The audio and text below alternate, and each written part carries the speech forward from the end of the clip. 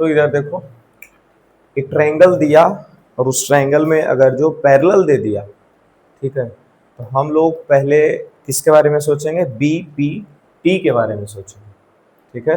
और अपना 10th class के सिलेबस में दो ही चीज़ पढ़ना है ना, एक बीपीटी पढ़ना है और एक सिमिलरिटी पढ़ना है, ठीक है। तो ट्रायंगल अगर दिख रहा है तो इसमें बीपीटी सोचेंगे, नहीं तो फिर सिमिलरिटी के बारे में सोच सकते हैं। अभी तक सिमिलरिटी शुरू किए नहीं है, बीपीटी है और उसमें भी पैरेलल दिया हुआ है एम एन और क्यू आर।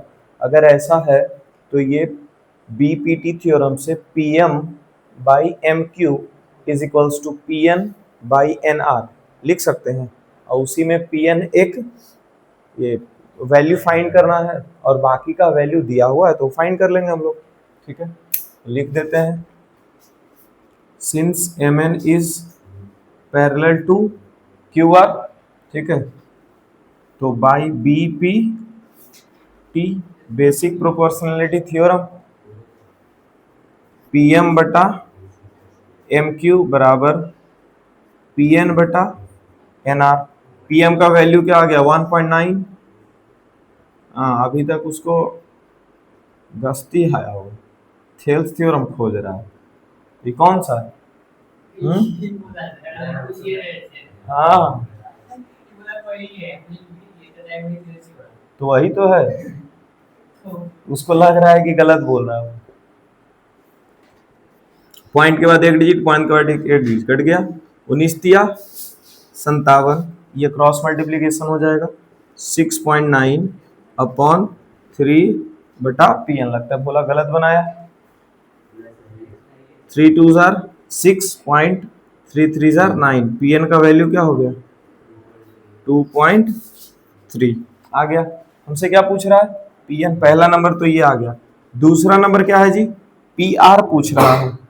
तो पी आर का वैल्यू क्या हो सकता है, तो यहां से पी एन और यहां से एन आर दोनों को ऐड करने पर मिल जाएगा, पी एन और plus N R. P N का वैल्यू अभी अभी निकाले 2.3 और एन आर का हो गया 6.9। 9 3 12 2, बाकी एक 6 और 2 8 और एक 9 सेंटीमीटर। चलिए कंप्लीट। दूसरा क्वेश्चन, तो यहाँ पे ट्रायंगल बस उल्टा बना हुआ है ऐसे करके, ठीक है। बाकी तो अपना जो करना था वो करेंगे ही। यहाँ देखो ये इसके पैरेलल है, ठीक है। तो इस और इस लेटर के इधर साइड पे देखो तो कौन सा लेटर दिख रहा है, ए। तो यहाँ लिख देंगे ए ई बटा ई सी, और फिर इधर क्या लिख देंगे ए डी बटा डी बी, हो गया। यहाँ पे लिखते हैं since D E is parallel to B C, तो क्या हो जाएगा बाई बी पी टी, ठीक है। ए से कहाँ आए, डी पे, ए से डी पे आए ना जी, और फिर डी से इधर नीचे आ जाते हैं बी तक, ठीक है। उसी तरह से ए से ई पे जाएंगे और फिर बटा ई से सी चले जाएंगे, ए से ई और बटा ई से सी। सही है यहां तक, तुम देख रहे हो, यहां तक सही लिख दिया है ऐसे, ठीक है। अब एडी और डीबी का वैल्यू चलेगा। एडी का वैल्यू क्या है 4 और डीबी का वैल्यू x माइनस 4। एक से अधिकतम रहता है तो हम लोग ब्रैकेट यूज करते हैं, बराबर एई का वैल्यू है 8 और बटा ईसी का वैल्यू है 3x माइनस 19, ठीक है। Cross multiplication 4 into 3x minus 19 is equals to 8 into x minus 4। Cross multiplication इतना किए हो, उसके बाद फिर क्या है 4 तिया 12x माइनस 19 चौके 76, 8 गुना x 8x माइनस 8 चौके 32। अब x वाला पार्ट एक तरफ और कांस्टेंट वाला पार्ट दूसरा तरफ, ठीक है। 12x 8x इधर आएगा तो माइनस 8x माइनस 32 माइनस 26 उधर जाएगा तो प्लस 76, और ये साइन देना नहीं भूलेंगे, इम्प्लाइज दैट वाला। 12 में से 8 गया तो क्या हो गया 4x, और इन दोनों को डिवाइड करते हैं, डिफरेंट साइन है तो सब्ट्रैक्ट करेंगे। 6 में से 2 गया 4, 7 में से 3 गया 4, x is equals to 44 upon 4। x का वैल्यू क्या आ गया 11। हरिओम, तुम्हारा कैसे उतना भयंकर वैल्यू आ रहा था जी, डीवी बाई ए डी बराबर ई सी बाई, अच्छा हाँ तब तो गड़बड़ाएगा ही। अगर एक साइड उल्टा की हो तो दूसरा साइड भी उल्टा लिख सकते हो, वो भी सही आंसर देगा। ठीक है,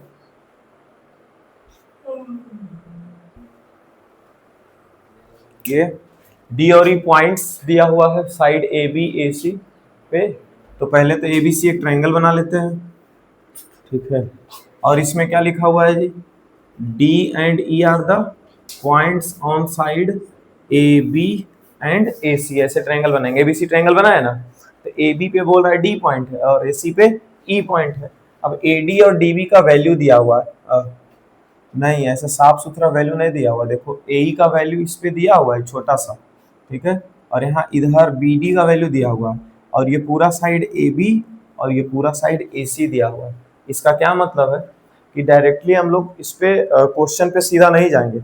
अगर ए ई का वैल्यू दिया हुआ है तो हम लोग ए डी का वैल्यू फाइंड कर लें, या फिर डी बी का वैल्यू दिया हुआ है तो हम उसके हिसाब से ईसी का वैल्यू फाइंड कर लें और उसके बाद फिर बीपीटी लगाएंगे, डायरेक्टली नहीं लगाएंगे। यहाँ से सीख लेना और समझ लेना, क्योंकि ऐसा क्वेश्चन रहेगा जहां तहां बुक में। ठीक है, जरूरी नहीं है कि तुमको A D A B A E A C ऐसे सीधा सीधा वैल्यू देगा।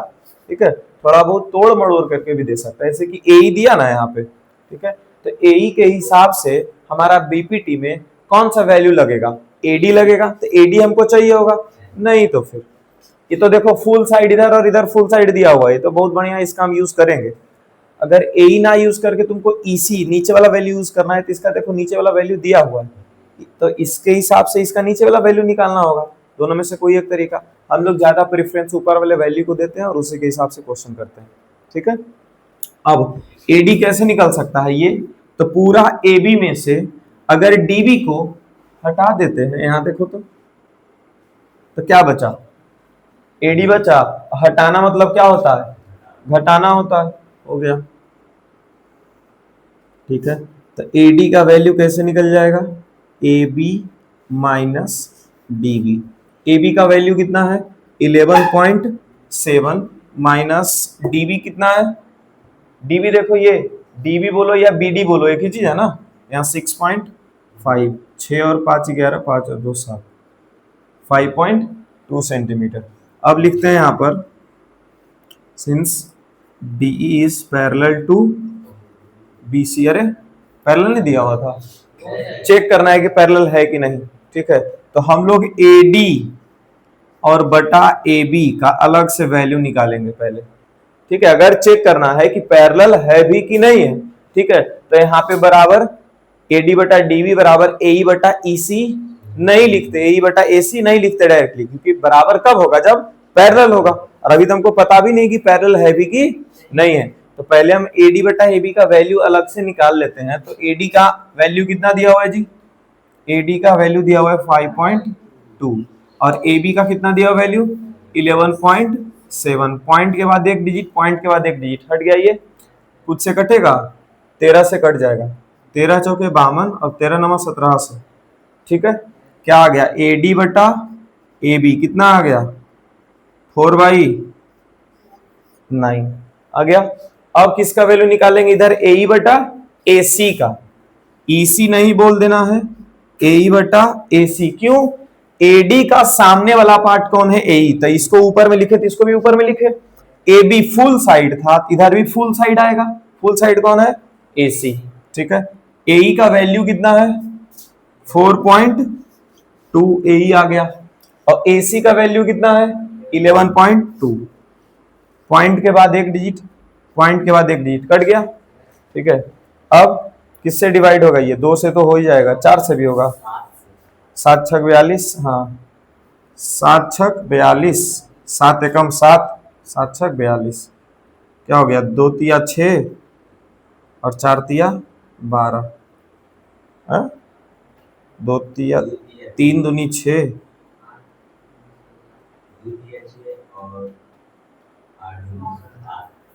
3/8। मतलब AE बटा AC कितना आ गया 3/8। क्या दोनों का वैल्यू सेम है, नहीं है ना। AD बटा DB आ गया 4/9 और AE बटा AC आ गया 3/8। क्या दोनों सेम है, वैल्यू सेम नहीं है, तब इसको ऐसे लिखेंगे AD और बटा AB does not equals to AE बटा AC, hence या therefore DE is not parallel to BC। ठीक है, बराबर वैल्यू नहीं है तो ये पैरेलल नहीं होगा। ठीक है, अगला क्वेश्चन हो गया है।